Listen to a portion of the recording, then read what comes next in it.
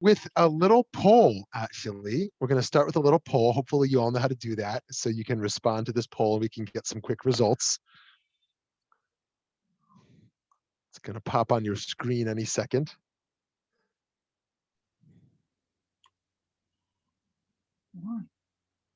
Are you seeing the poll yet?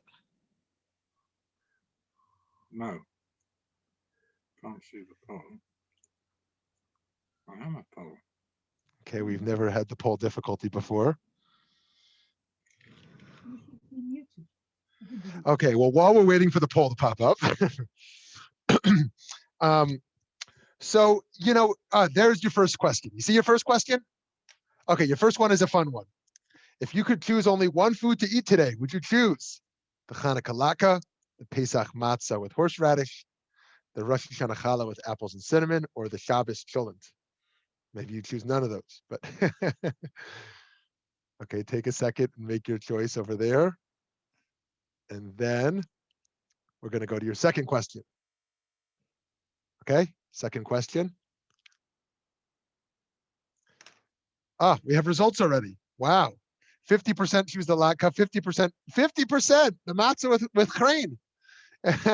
0 choose the challah, and 0 chose the cholent. Okay. Oh, we're having another poll error. Okay, now we get to a more serious one. American society, or whatever country you're living in currently, use that society. Britain, Israel, wherever you are, Canada, is too careful with ethical speech, not careful enough with ethical speech. Okay, make your vote.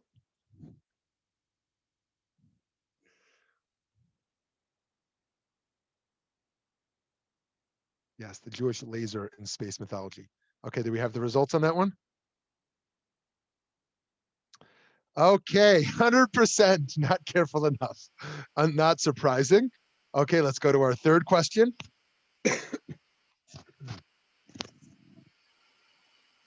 Jewish culture today is too careful with ethical speech. By too careful, that would mean we don't address wrongs. We sweep them under the carpet because we're too concerned about speaking out, and not careful enough that we're reckless with our speech. What's your vote over there? Okay, let's see the results. Okay, 100% not careful enough. Okay, last question for your poll. Very interesting. Meaning you, no, this is anonymous, no one's going to see what you say. You are too careful with your speech, you're too hesitant to speak out, or you're not careful enough at times. I know it's hard to put everything in binaries, but let's see what your vote is here.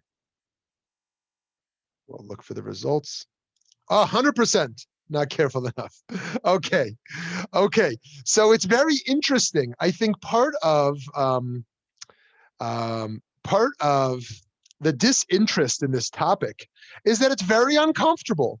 It's very uncomfortable. And one of the reasons that I think it can be very uncomfortable is because in liberal society, Western society at large, but even the more liberal elements, regulation of speech is not deemed a high priority, right? What would be a typical liberal value of speech? It would sound like this: fight, speak out, right? That the more virtuous you are is the more you speak out, right? But the regulation of speech wouldn't necessarily be something that would be deemed virtuous. Of course, we know the Jewish approach has a lot to offer here. We have a number of sources to look at, and we're even gonna have one breakout chavruta where people can learn a source together, and we have all this to do in just an hour. So the ethics of speech in a social media era. Now let's unpack a little bit about how serious this is. How much power is in our fingertips to readily share messages with thousands of people in an instant. Not only the power to share with thousands of people, but that speech is saved and stored, right? And have we asked the questions over the last 2 decades, especially the last decade, of how our writing and our speech is evolving given all these technological advancements? And how do we think about Jewish speech ethics in our day, the opportunities and the dangers when we're talking about rechilut, how we talk about others? We're talking about mass public shamings. Now, of course, on the other hand, we do have to speak about others. It's not always true that less is more. We can't just say, don't talk about people and don't listen to people talking about people, right? You would have to fully remove oneself from the workplace, from social media, from news, from all social circles, pretty much. And so we're going to explore some of those tensions without giving any easy answers as to how to resolve this. And one of the big challenges that we know is that Shmirat HaLashon, guarding of one's tongue, was primarily intended for one person talking to one person. One person not only talking to one person, but even if it was a group, talking to a known group. I know this group knows me. But on social media, we don't even know who we're talking to anymore. We don't even know who's listening, right? If you take the famous Talmudic passage of the pillow and feathers, when you speak out into the world, it's like taking a pillow full of feathers and scattering the feathers into the air such that they scatter never to be retrieved, because you could never retrieve those feathers. Today, with the amplification of scale and scope and the amplification of this, of what is at stake, and given that what's at stake for people's lives and reputation, and that everything is saved and stored. So let's look at our first source here from a secular source. Okay, this comes from TechCrunch, written in 2015. Tom Goodwin, the battle is for the consumer interface. Uber, the world's largest taxi company, owns no vehicles. Facebook, the world's most popular media owner, creates no content. Well, that's not entirely true, but you get the point. Alibaba, the most valuable retailer, has no inventory. I'm not sure how much of this has changed over the last 6 years. And Airbnb, the world's largest accommodation provider, owns no real estate. The internet is the most powerful mechanism we can imagine to match perfectly individuals that need something and people who with something to offer. The new breed of companies are the fastest growing in history. Uber, Instacart, Alibaba, Airbnb, Seamless, Twitter, WhatsApp, Facebook, Google. These companies are indescribably thin layers that sit on top of vast supply systems where the costs are and the interface with a huge number of people where the money is. There is no better business to be in. So what happens here in a world where commerce and economies are built upon reputation, are built upon very thin layers, upon vast, deep social interconnectedness, the power of reputation, of online reviews, of online commerce. So we see that what's at stake here is not merely personal reputations, but entire economic systems, massive companies, workforces, and the reputation that people seek to defend. Let's bracket celebrities and individuals. The reputations people will seek to defend of their businesses and what's at stake for the global economy. Let's go to our next source here. Feel free at this point, by the way, to chat in the side if you ever want. If you ever want to chat in the side. Otherwise, we'll open it up later. Okay, so there's this book written by John Ronson, So You've Been Publicly Shamed. And he writes, 4 weeks later, Lindsay Stone, someone he was just writing about, and her coworker, Jamie, were out celebrating Jamie's birthday when their phones started vibrating repeatedly. Someone had found the photo and brought it to the attention of hordes of online strangers. Soon there was a wildly popular Fire Lindsay Stone Facebook page. The next morning, there were news cameras outside her home. When she showed up to her job at a program for developmentally disabled adults, she was told to hand over the keys.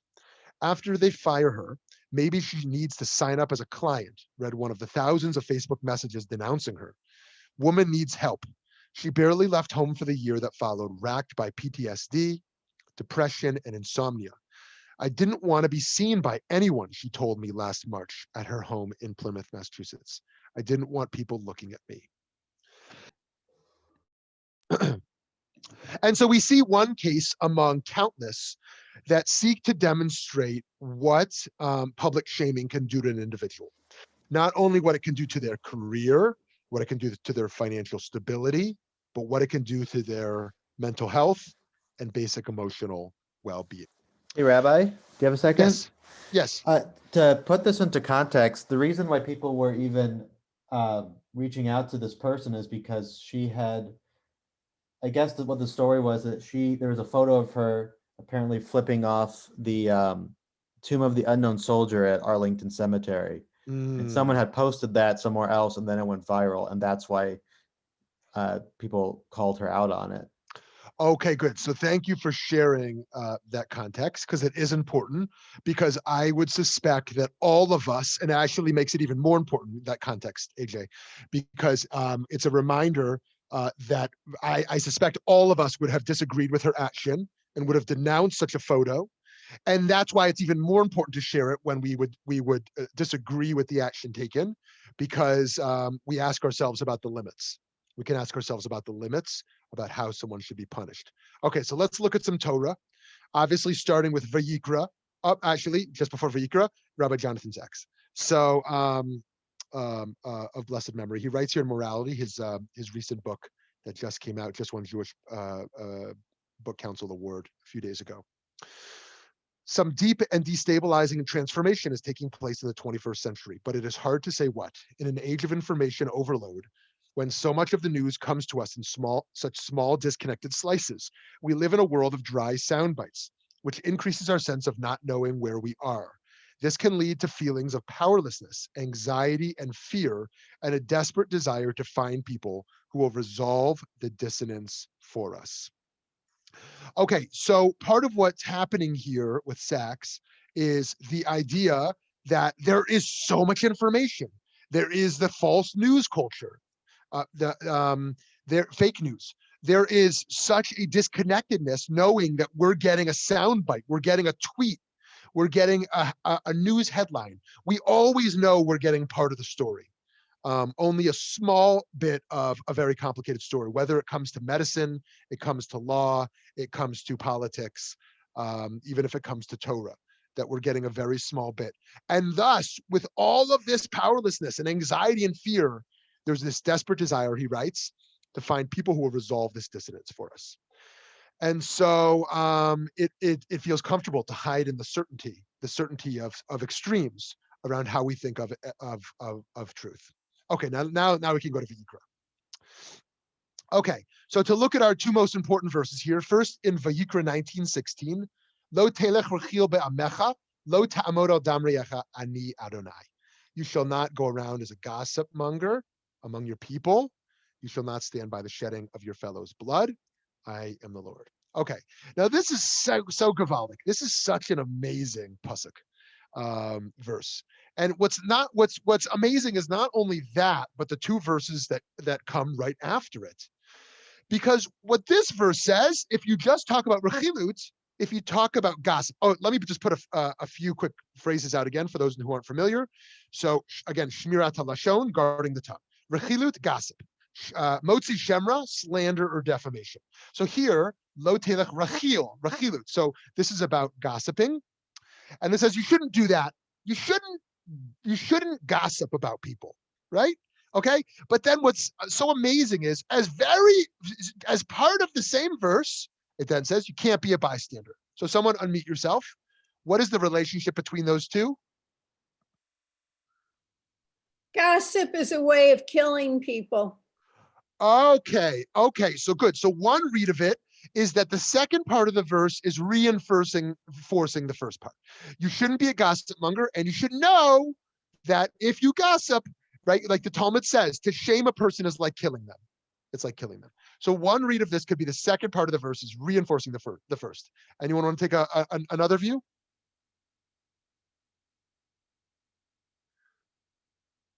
Okay, so the opposite view of what Eileen shared is that it is the opposite. It is that you shall not gossip, but at the same time, you have a conflicting command. You can't be a bystander in front of injustice and evil. You got to speak out. You got to stand up. So on the one hand, you can't gossip, right? On the other hand, you're now confronted with an injustice. You can't simply say, oh, I can't talk about people. I can't get involved in messy things that I don't know about. You got to take a stand. You can't be a bystander. Now, what's interesting is the two verses that come right after this, 19:17, is tochacha, rebuke.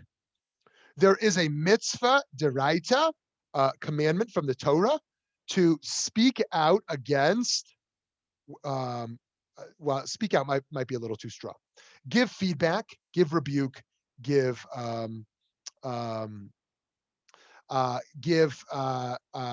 harsh or difficult or constructive feedback to others who are crossing a boundary. Tocha.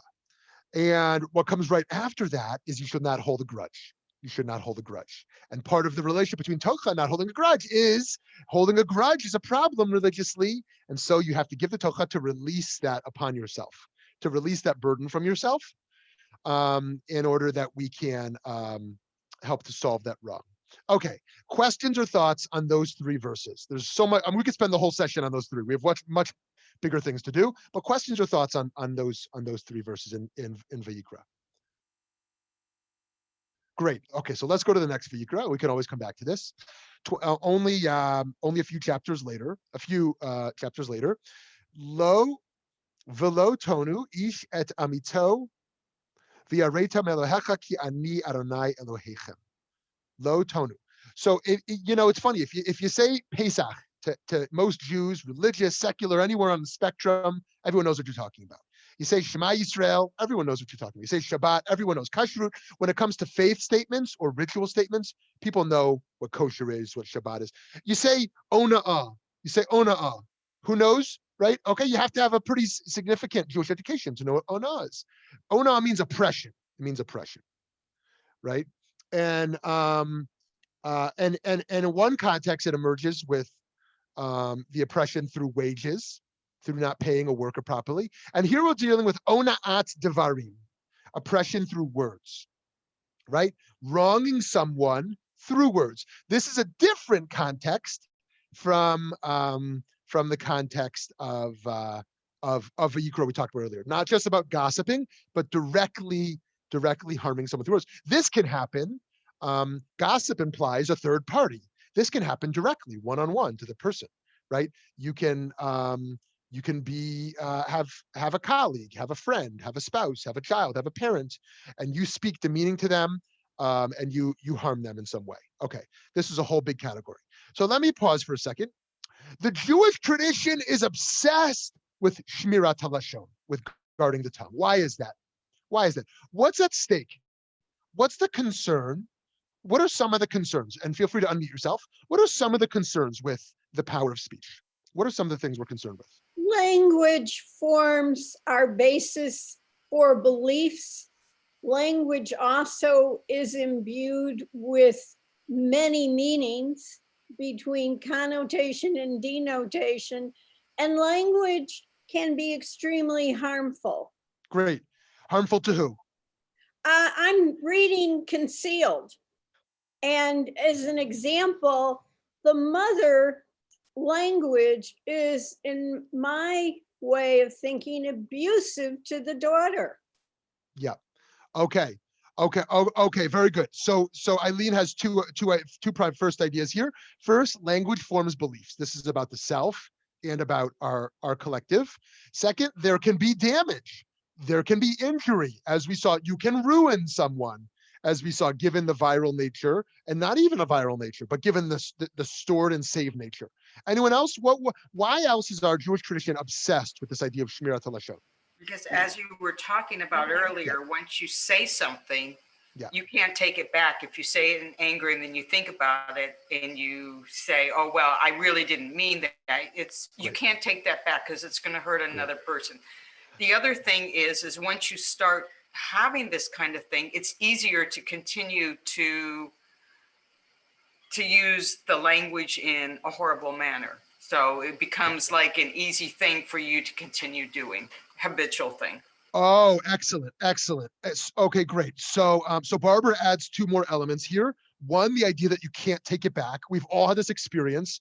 Think of everyone remembers, maybe not everyone. Most of us remember the worst thing that people we love have ever said to us, right? It might have been a horrible thing. It might have been not a horrible thing, but a not nice thing, right? Whether it was a parent, it was a spouse, it was a child, right? It was a friend, right? There was some conflict and someone crossed the line and said something in the heat of the moment or wrote something in a text or in an email, and we can never forget it, right? And so you can't take it back. when you say it. And all the more so in the social media era, once again, where it goes viral, you can't take it back. Like, again, the feathers in the pillow, right? And you can't, it might be saved, it might be stored. And then Barbara's other point, the habituation. We habituate ourselves to ways of speech. Okay, one more person. Why else are the rabbis and the Torah obsessed with Shmirat HaLashon? What else is at stake? We have it written in the book of Bereshit that HaKadosh Baruch Hu created the world through language. Beautiful. 10 acts of speech, God created the world, and therefore we are conscious that you can create something through speech. Beautiful. You Beautiful. can create love, and you can create hatred, you can create indifference through acts of speech. Amazing, amazing. So, so Jonathan deals here with the spiritual element and the theological element that HaKadosh Baruch Hu, that Briat Olam, that the creation of the world happens through speech. We learn through our tradition, the power of language to create, right? A speech act. It can be, it's creative, and it's manifest as a reality. The Baal Shem Tov says, as opposed to, who said, I think, therefore I am, begins with a D. Descartes. Descartes. So Descartes, where it is in thought, I therefore am, in a similar, but in a contrasted way, the Besht says, you are where your thoughts are. Like literally your reality is where your thoughts are. And all the more so when thoughts move into language, that language on a spiritual level has a chiyut, a life to it. There's a life force to it. Okay. So here we're going to get to a sfat emet later. And here we deal with the self, the toxicity of one's mental realm, the toxicity of the ideas and the language that infuses the subjective and the mental realm. And the last point I'll lay out, although there's many more, but in the interest of moving on, is the issue of midot, our character, in regards to emet, our character as it's committed to truth, our character as it's committed to anivut, humility, as opposed to gaiva. That what does it mean to have the arrogance to speak out without truth, to speak out loudly, that can create harm? Okay, so to sum up so far, then I'll take any questions or comments before we move to the Rambam and to the Chafetz Chaim. What we've said so far, we saw this first source dealing with how commerce today is built, how our commerce system is built. The economy rests upon reputation. And then this idea of public shaming and the damage that can come to another. And then Sachs over there about how our news and our truth comes in, Rabbi Sachs, that we have these little news bites, we have these little snippets of truth we have access to. And if I was going to give one more Torah source from Chumash right now, it would be Miriam and Aaron, and the plague that emerges through Lashon Hara towards Moshe, right? We see a case there. Actually, some have suggested that actually the sin there was not only Lashon Hara, but actually racism, because Moshe is with a Kushi, and she's black, and that they are not only speaking out, but they're speaking out in an act of racial injustice. In any case, okay, so what we're going to do now is give everyone a few minutes, only 4 minutes, given the time constraint, to learn a Rambam together. Let's put the Rambam on the screen. Okay, we know who the Rambam is, and let's look at his timeline real quick. A brief reminder of the Rambam's timeline. I think folks here are familiar. Familiar with the Rambam, and so just if you want to glance over there, reminder: his primary 3 works are his commentary on the Mishnah, his Mishnah Torah, and his work of philosophy, the Mor Nevuchim. Okay, so let's go to the Makor here, to the source here from his commentary on Pirkei Avot. And he lays out 5 categories of speech: the commanded, the prohibited, the unseemly, the beloved, and the permitted, based on this Pirkei Avot here. And we're now going to move you to a breakout room for 4 minutes with someone where you can learn this source. If you're both comfortable in Hebrew, you can do that. If you're both more comfortable in English, you could do that. If you're divided, then just stay in the English so everyone knows what's going on. And the PDF is in the chat over there, so you can pull up the PDF with your chavruta. Okay, take 4 minutes. Let's break them up. Rambam, were you able to get through that? Was that enough time? No, Not enough time. Okay. no. So I'm sorry it wasn't enough time. We really could spend half hour just on this Rambam on Pirkei Avot here. And as you probably noticed, I didn't quote his point 3 and 5. I took out 3 and 5. He says 5 categories of speech. The commanded. What is the commanded? He says public reading of Torah, and the prohibited. That's the 3rd paragraph there. That has to do with edut sheker, false testimony, rechilut, gossip, lashon hara in general. Number 3, I didn't bring the full source. You can look at it later if you're interested. I could send it to you. That's the unseemly. The 4th is the beloved, which is quoted here. And then the 5th wasn't quoted, was just the permitted. So let's read this 4th paragraph here, and take any thoughts or folks have on here. The 4th category, the beloved, is speech praising intellectual and moral virtues and denigrating lowliness in these areas, intellectual and moral. Also included the arousal of the soul to these virtues through stories and poetry, and avoiding lowliness through these very means. Also included praising exemplary people and extolling their virtues. And friends, here's where it gets complicated. And denigrating the lowliness of bad people so that their actions and reputation be denigrated in everyone's eyes, and people will distance themselves from them and not act as they act. And some people call this category, by which I mean the study of moral virtues and distancing of moral lowliness, derech eretz. Okay. So I want to take your thoughts on this last part of the Rambam, because here's where things get messy.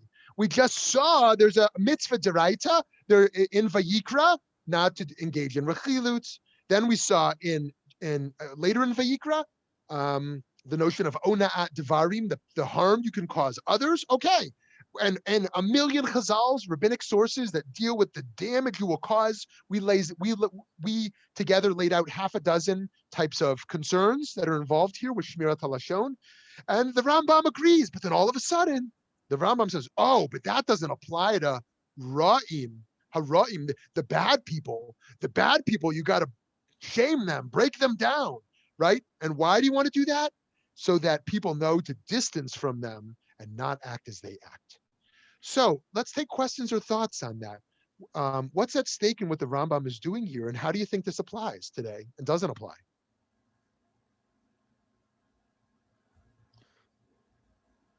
Only big questions.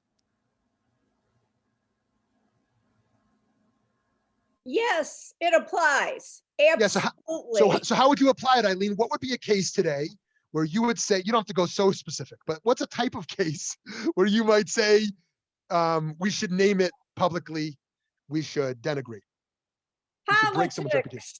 Politics, okay. So why should politics be an exception? Why should, if there's a politician we think is a wicked person, that we should publicly denigrate them? Yes. Why? Yeah, why? Because I think politicians have moral leadership and they should be model citizens. Okay. Okay, great. Oh, sorry, I cut you off, Eileen. Keep going. So that we and our children can look up to them as role models. Okay, so Eileen suggests politicians should be role models. The stakes are high. They should represent virtue for our society and for our children. And when they don't meet that, and we know they haven't met that, we should rely on the Rambam here to publicly harm their reputation, denigrate their character, so people know not to be like them, not act like them. Does anyone want to put up a counter argument there? I do. Barbara, yeah. Okay, I don't like the idea of just denigrating the whole person. I would say, what is their stand that is so bad? So, for example, if someone is a racist and they're a politician, then you can narrow in on the fact that they're a racist, but not the whole person. So that's good. Okay, Barbara. So good, Barbara. We're going to see this distinction, what you just made, in the Rambam versus the Chafetz Chaim, because the Rambam says hara'im. He says evil people, whereas Chafetz Chaim is going to deal with bad deeds that people do as opposed to bad people. But the Rambam seems to think there are these people called bad, that are wicked people. And I wonder, Barbara, if I can push you a little bit, what is a case, let's say not a politician, but what is a case in the world where you would say we should make it about the person themselves rather than their actions? Is there any case you would say that? About normally we say make it about critique the sin, not the sinner, right? But is there any case you would say critique the person themselves? If a group wanted to kill another group, if the person was behind killing another person, then I think you should. That's truly a bad person, and you should do what Rambam says. Okay, great. So Barbara would say when it's life or death, it's a pikuach nefesh situation. The stakes are so high that we can't just denigrate the action they're doing. We have to go after the personhood themselves, the person themselves. Okay. Anyone else want to comment on the Rambam before we move to the Chafetz Chaim? Questions or thoughts on the Rambam? Rabbi, to echo off of that, what about if somebody who incites violence, who pursues for those to act in violence? Good. Yeah.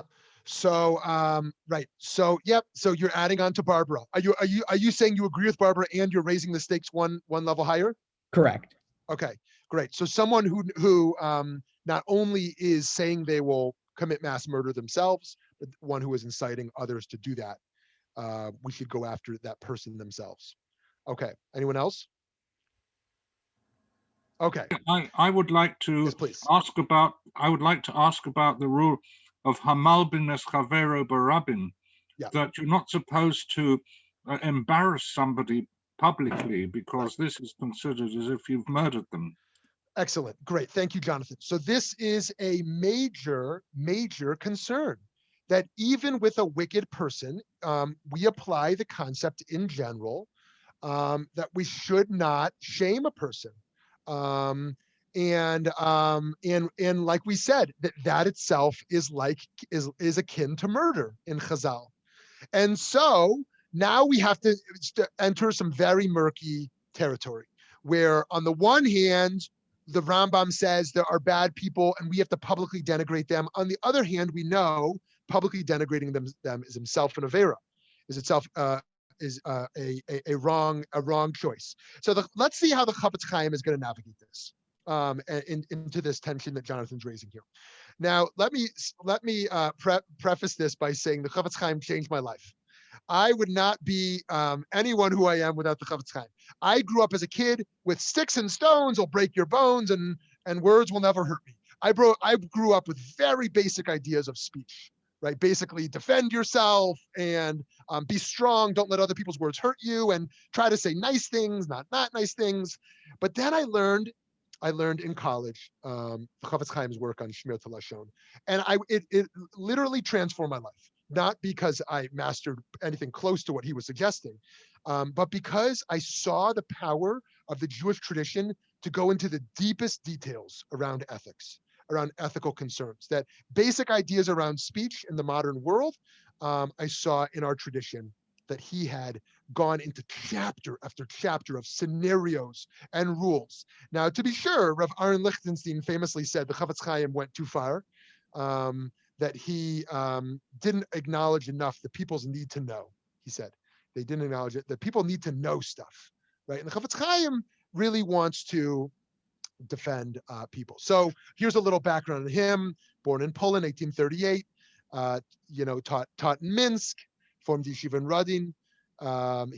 His work is called the Chafetz Chaim, Rabbi Yisrael Meir Kagan, and he writes the Mishnah Berurah, his work of halacha, and he passes away at 95. There's this great video footage, which you've probably seen, little short old man, I mean, a true gadol, but physically a short old man, and he's walking, and you can see him with his head down as he walks, very modestly, very, very humble person. And, one of the stories I love to tell about him is he was visited by some American tourists, and they found him in a very small study with a rickety table and some small books. And the first thing they said to him is, they said, Rabbi, where's your possessions? And he said back to them, where's yours? And they said, no, we're just passing through. And he said, so am I. and the Chafetz Chaim, there's so many stories that are can be fantastical about him. And yet, I think that the common phrase that people like to say, yes, it's not clear if they're all true, but they don't tell those stories about you and me. right? So there are stories told of the Chavetz Chaim that the common person, like myself, wouldn't have such stories told about them, right? As being such a tzaddik, and such a chassid of the levels of kindness and care they took in their actions. And so he really was a remarkable person, of a Torah scholar and kind of a moral giant. And we can nonetheless, we can still agree or disagree and go into the depths of his suggestions here. Okay, so let's go to his source. We're going to read this. I'm going to read this aloud, and then we're going to look at this together. If you see that one person has harmed another, such as theft or exploitation or harm, whether or not the victim is aware of the injury or shame or causing pain or suffering with words, and you know with certainty that the stolen property has not been returned, or the damage has not been compensated, or that the assailant has not apologized to the victim, even if you are the only witness, you may tell other people so that they can help the victim and to denigrate these bad deeds. Remember I said earlier, we're going to contrast the Rambam saying Ra'im Hara'im, the evil people, versus here the Chavetz Chaim is talking about the bad deeds. However, take care that none of these 7 criteria be missing. So here's the Chavetz Chaim. He says, okay, if you must speak out, here's the 7 things you must take care to do when doing that. First, you have seen the incident yourself rather than through hearsay, unless you have later clarified that the matter is certainly so. So you are certain that this is true, what you are going to speak out about. Number 2, you must be extremely careful not to immediately determine that this is in fact a case of theft, exploitation, or harm. Rather, deliberate carefully over the matter and whether it is classified as theft or harm, right? You're not only you're not only certain about the truth of what happened, you are certain about the category that it should fall into legally. Thirdly, you must initially confront the assailant using gentle language in hopes that you can affect her or him, and that this will lead him or her to improve their ways. And only if they do not respond can you publicize what they have done to the victim. And if you know that this confrontation will not be accepted. Okay, so thirdly, you are going to approach the person who has done harm to try to quietly resolve this issue. And only if they're not responding to you or they make clear they're not interested in resolving this can you engage publicly. Number 4, you must not magnify the wrongdoing beyond what it actually is, right? Be very exacting in what you say was done. Number 5, your goal must be rectifying the wrong and not, God forbid, entertainment at the stigma you are placing on the assailant, nor satisfying enmity that you already bear towards her, right? Now, what does this mean for watching any comedy today? I mean, the truth is, once again, it is assumed in the liberal world, enjoy any TV show or movie you want. It's all just good humor. But really, as a religious person, however we understand that in the most pluralistic of ways, religious person, one has to say, what do I watch? What do I listen to? Does this comedy I listen to cross a line in terms of how they mock, right? And now I sound like a pious fool when I say that in the modern world, right? A pious fool who says, oh, we shouldn't watch every TV show. We shouldn't listen to every podcast because they cross a line in terms of how they're dealing with certain wrongs, right? Not only do you not know if it's true what they're talking about, but will they go beyond? Number 6, if you can bring about the rectification of the wrong through other means, such that you would not need to spread this gossip about the assailant, then it is entirely forbidden to do so. Once again, if there's any other way, right? You already approached the person, they don't care about you. Is there someone else you have access to who can help them change their ways? If there's some way that you can create this, making sure this assailant will change their ways, doing that instead of speaking out. If there's any way, forbidden to speak out. And lastly, that the harm will come to the assailant through the spreading of this knowledge will not exceed the judgment that would have been rendered had proper testimony been offered in a court by a Beit Din. Wow. That the damage that's done from your speaking out will not cause more harm to the assailant than the legal process would have done to them. Let's say the person stole $100 object, a whole $100 object. And by calling them out publicly for the theft of $100, they now lose their job, right? Lose their reputation. Literally tens of thousands, hundreds of thousands of damage in their lifetime, what you've done to this person. Let's say a person said something racist, okay? Okay, now this gets complicated. Said something racist, and you call them out publicly for what they said racist. They said, what would their penalty have been in a court? And what is the damage that has been done to them by publicly calling this person a racist, right? Okay, so that last one is the issue of proportionality. The proportionality. Does the impact of my speaking out match what they deserve? Now, I'm going to lay out what I understand the Chafetz Chaim's 3 priorities to be, and then I want to hear your questions and thoughts and agreements or disagreements with his source and ideas, or with how I've presented them. I want to suggest the Chafetz Chaim's primary concern is justice for the victim. The main concern is there is someone who has been harmed, and we must make sure that the victim has justice. They get their stolen object back, they get their dignity back. The second concern is the dignity of the assailant. The dignity of the assailant, not only the dignity, that the assailant not be harmed. And only third is the public's need to know at all. So let me say that again. You'll tell me if you agree or not. First, he's very adamant. You got to speak out. You got to speak out if this wrong is happening. We can't live in an unjust world. But if you're going to do that, you got to do it to where we get to our second concern, where we have some concern for the assailant, because the assailant is not them over there. We're all assailants, right? Every person creates harm in the world, right? I mean, just think of like environmental damage. Like that's the most obvious case. There's nobody who doesn't negatively impact the environment, right?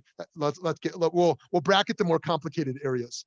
So the assailant, our concern for the assailant. And then lastly, the public's need to know about what's going on at all.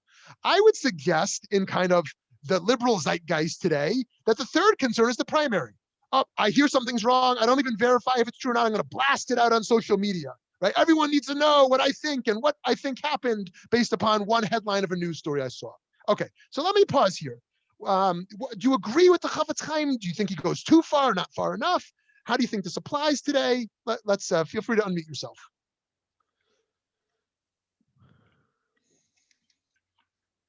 I think the proportionality argument, number 7, is indeed, I agree with you, the most important one. People shout out their point of view because they want to be heard, regardless of the proportionality argument of the Rambam. Great. Thank you. Thank you, Jonathan. Someone else.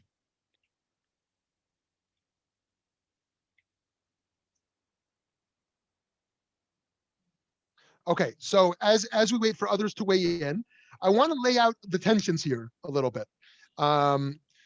About what we're dealing with. So on the one hand, we know religiously, ethically, we have to be done l'chafzchut. Give the benefit of the doubt. How can we possibly have conversations about people we don't even know? We don't even know them. We attack them. We respond to them personally without even knowing these people, right? We shame someone publicly, and doing that is an aveira. Our tradition places it as such a major wrong. On the other hand, what are the stakes of silence amidst abuse, right? That's the other half of Vayikra, right? We saw the first half of that verse said, don't gossip. The other half said, don't stand by the blood of another. The way I'm interpreting that here is the stakes of silence. We must respond to injustices in a globalized, interconnected era without knowing each other, right? And Rabbi Yuval Sherlow writes that this is not that most suggest that when we talk about speaking out, that's the power of a Beit Din, but he says actually the institutions of hierarchy have been dismantled, and that power falls upon and responsibility falls upon laity also. The power of laity also to responsibly speak out. And as we saw in another verse in Vayikra, the mitzvah of tocha, of rebuking, and yet we also know the counterweight of not publicly shaming. So there's this dialectic here of tensions, right? That we need to that we need to give the benefit of the doubt. We can't speak about that which we don't know about. We can't shame others, and yet we can't always be silent. We see the use of social media in shaming to give a get. Many rabbis have advocated that when there's an aguna situation, an observant man who will not give an observant woman, I mean, or lots of qualifiers there, but you get the point, will not give a get, so she cannot remarry. That and they've tried everything that they now are allowing public shaming in order to enable that get to be given so that she can move on with her life. And so then thirdly, we're going to have to navigate this tension between point number one and point number two very differently in our own lives and our situations. And yet what can they have in common? So what I want to suggest that what we have to do is take a deep cheshbon hanefesh, a deep self-accounting about why am I speaking out? What is my hunger to speak out, right? And how am I speaking out? And there's this world of moderation between these two extremes. This, let's call it very pious approach of, I will never speak out about a wrong from someone else, right? Lest I violate Shmirat HaLashon. And this other, much more common extreme of, I will speak about everything that hits the news feed, anything that seems, that comes across my desk, I will speak out about the evils and the wrongs. And there's this world of Jewish moderation between these two extremes, where regulating our speech and engaging in the power of silence. You know, it's funny, when people quote Elie Wiesel, they most famously quote the idea that silence helps only the oppressor and not the oppressed. And when it comes to justice issues, that is very powerful. What does it mean to not be a bystander in the face of evil? That who does silence really help? And yet Elie Wiesel's son has pointed out numerous times that his father was also a master of silence. A master of silence. Yes, that the idea of being a social justice warrior means speak out against evil, but it means layers of commitment to truth, layers of commitment to dignity, layers of process of investigation and interrogation, and many times where one chooses silence over speaking out, right? You know, there's a Hasidic word that one of the Shivim Panim LaTorah, one of the 70 faces of Torah, is not panim mamish, it's not faces, but shtika. That one of the 70 faces of Torah itself is silence.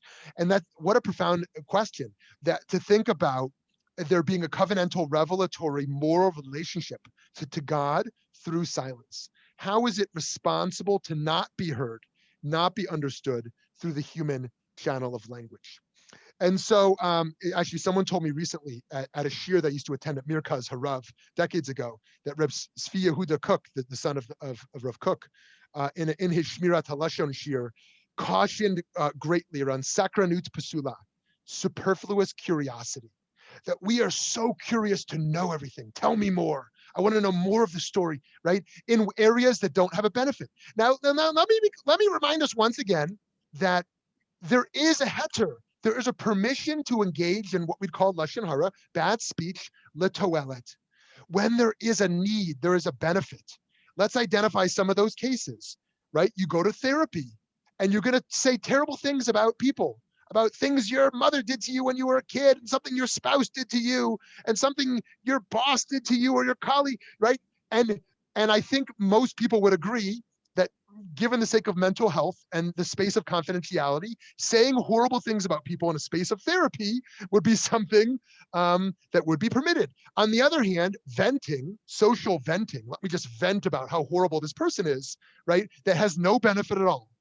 And yet, processing, we have to process with our spouse or with our friend. I want to process what I just experienced. Can you talk about this situation with me? Because I want to make sense of it, right? And let's maintain some confidentiality. And so, how do we as individuals in a workplace, in a community, in a Jewish culture, in an American society or British society, an Israeli society, how do we think about this balance? I want to give one last source here, and then I'm going to open it up for thoughts and questions from folks. What I've dealt with so far is the legal and moral dimension, right? That there are all these legal frameworks and moral frameworks for how we speak out and how we don't speak out, and when we do it and when we don't. The last level I want to deal with is the spiritual level. And this is what Jonathan was talking about earlier, HaKadosh Baruch Hu creating the world through speech. the Sfat Emet, the Ger Rebbe. And I want to ask the question, what does toxic speech do to our thought and to our souls, our inner lives? He writes, the Midrash quotes the verse, death and life are in the hands of the tongue, from the great book Mishlei, Proverbs. It goes on to quote Ben Sira, who told of one who found a glowing ember and blew upon it, lighting up a flame. Then he spat on it and it was extinguished. This ember is to be found everywhere. It is the spark of Torah, which is called fire. The word ember, gechelet, is numerically equivalent to the word truth, emet. Truth refers to Torah, by which everything was created. Thus, the ember is to be found everywhere, in everything. The Jew is capable of fulfilling the potential of this spark. Of this, it is written, God blew the breath of life into Adam's nostrils, and Adam became a living soul. Living soul is rendered by the Aramaic translation as a speaking spirit. We have the power in our mouths to awaken the life that lies everywhere. That is why if you walk in my ways, halachta b'drachav, is read as working in Torah. This means making a real effort to find words of Torah everywhere, to seek out the stamp and imprint of Torah that is found in every place. And so the Sfat Emet here is telling us the spiritual power of words on others and on ourselves, that life and death can be found in our words, and that we can approach all of this with a level of reverence and care and gravitas. Now, the last thing I want to say before I open it up for our last few minutes is I want to balance, let's go back to keep it on the Sfat Emet page. I want to balance not being naive with also holding up a spiritual ideal, because we live in a real world of politics, of law, of conflict, of moral tensions, and yet we also live in a spiritual world, so that we want to bring these two together. So let me pause here. Thoughts, questions, agreements, disagreements on any of this that we've laid out so far? It's a very complicated subject, and the balancing acts are very subtle, and people don't really know how to do this balancing act. And by the time you've taken advice on it from your friend or your spouse or your boss, you've already crossed the line anyway. So it's very difficult to know how to operationalize something which is so subtle and complicated as this. And for the ordinary person, these very powerful ideas are very hard to put into practice in everyday life. Yeah, beautiful, Jonathan, thank you.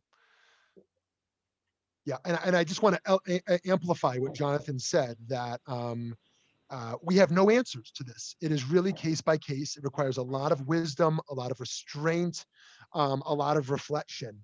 And I think that's often lacking in our circles. Someone else.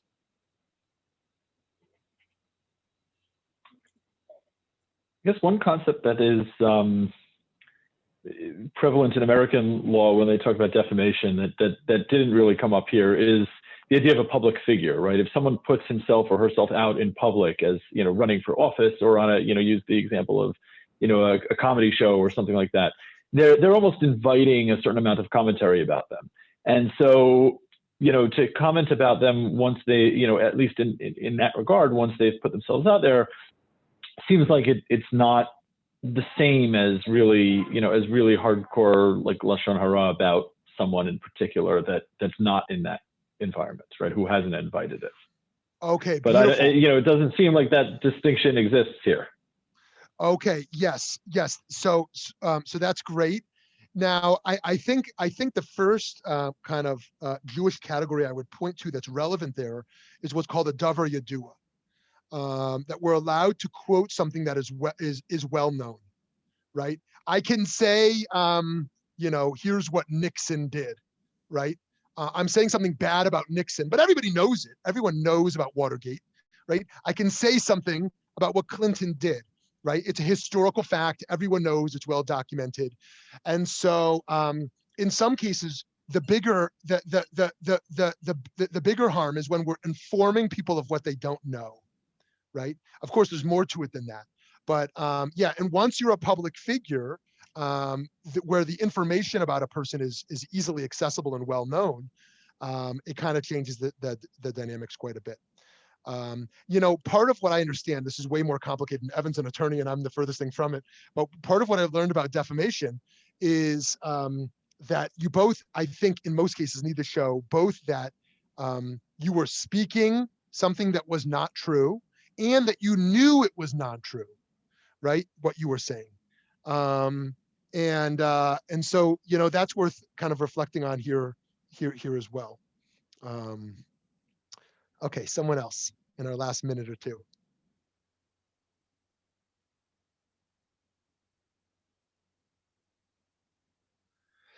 Okay, friends, so we only scratched the surface, but I want to just kind of recap what we've said, and thank you for joining. We reflected on how our changing times have really amplified the stakes.